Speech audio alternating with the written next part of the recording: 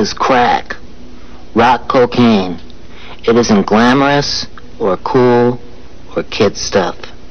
It's the most addictive kind of cocaine, and it can kill you. What's really bad is nobody knows how much it takes. So every time you use it, you risk dying. It isn't worth it. Look, everybody wants to be cool, but doing it with crack isn't just wrong. It could be dead wrong.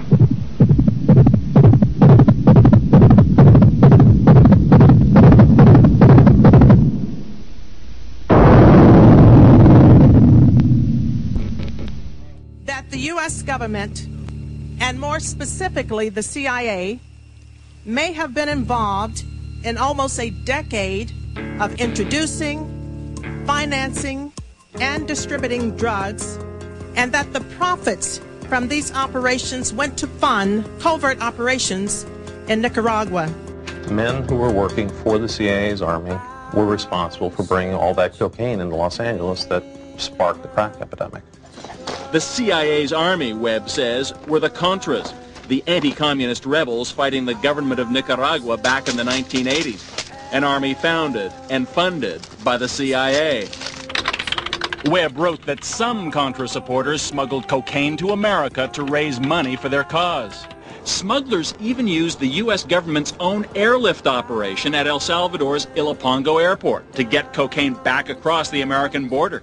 This drug enforcement agent patrolled that same airport in the mid-80s. It was just non-stop traffic coming and going. Planes would arrive filled with supplies for the Contras, then leave carrying cocaine for America, bound for military airfields in Florida and Texas, offloaded out of sight of the law, then shipped to California and other points in the U.S. And there's more. Castillo says when he reported all of this to his bosses at the DEA, he was told to ignore it. So you were told point blank? Point blank, stay away from it. It's a covert operation being run by the White House. Don't give me the conspiracy bullshit. Come on. You're a more intelligent man than that. Well, come on.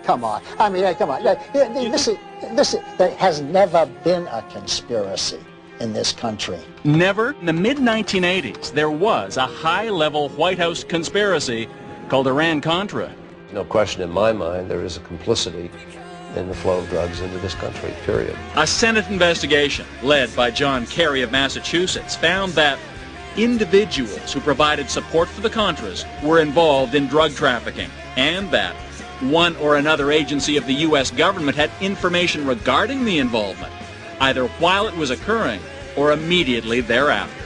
So if you could go over to Kuwait, if you could go over to Vietnam, and you could go all these other places and start a war, you can control this dope war.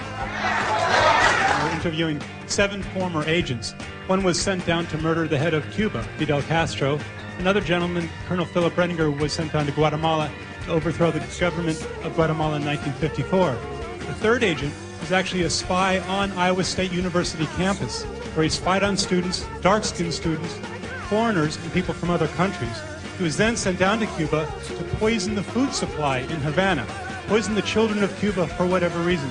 So we all, I believe, already know this information, Mr. Deutsch. My question to you is, if we know all of this stuff that the agency has done historically, then why certainly should we believe you today when you say, certainly this could never happen in Los Angeles when it's happened all over the world? Mr. Deutsch? I want you to know, I've come here and told you, unlike the other cases that you've mentioned, where there was nobody who came here and told you, there was no director of Central Intelligence who came out and told you there's going to be an investigation. That's something. Mr. Chairman and members of the committee, I'm here today to testify about the failure of the Central Intelligence Agency to conduct a serious and thorough investigation into the allegations of CIA involvement in cocaine trafficking to fund its contra-war activities. Unfortunately, my fear that the CIA would be unable to investigate itself has been confirmed with this report. The Inspector General's report lacks credibility. It is fraught with contradictions and illogical conclusions. Deutsch, as a former Los Angeles police narcotics detective, that the agency has dealt drugs throughout this country for a long time.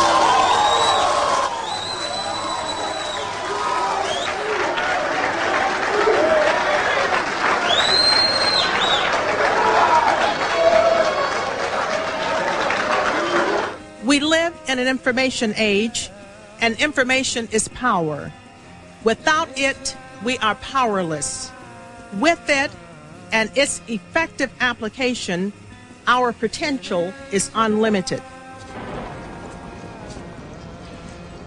I imagine that right now you're feeling a bit like Alice. Tumbling down the rabbit hole?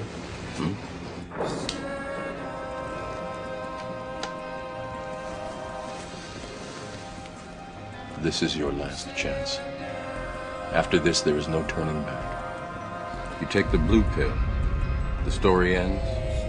You wake up in your bed and believe whatever you want to believe. You take the red pill, you stay in Wonderland, and I show you how deep the rabbit hole goes. Remember, all I'm offering is the truth, nothing more.